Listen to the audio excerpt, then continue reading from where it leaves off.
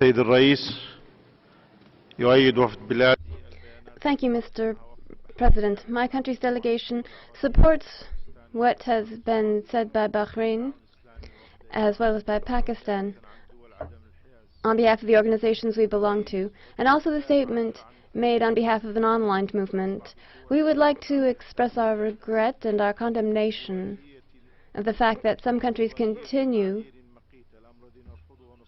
to call for this item on the agenda to be deleted.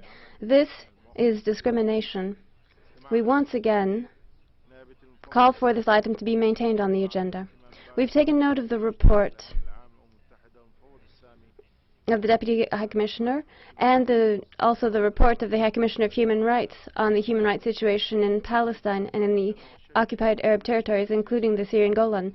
We can forcefully condemn the systematic policies of oppression on the part of the occupying power, Israel. This has deteriorated in an unprecedented way the human rights situation in the occupied Palestinian territories and the Syrian Golan. Collective punishment continues on the part of Israel. Houses are demolished and looted, and all of this destroys the very foundation of the economy. This goes far beyond all other violations in the Palestinian territories, and this is amplified by the settlement building, which goes against paragraph 6 of Article 49 of the Geneva Conventions.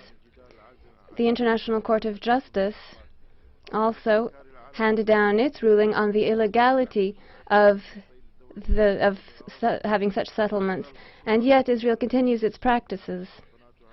It continues with determination to expand its settlements, and this further increases human rights violations.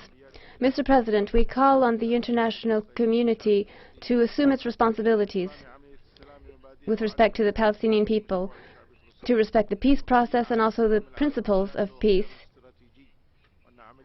and not to infringe upon the inalienable rights of the Palestinian people. A comprehensive peace process cannot be dealt with without the full withdrawal of the occupying army from the occupied Palestinian territories and the Syrian Golan up to the border of 4 June 1967.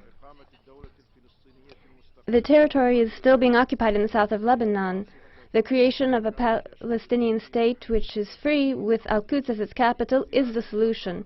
It is essential to resolve the question of Palestinian refugees and to fully rely on resolutions of the United Nations. Thank you. Before we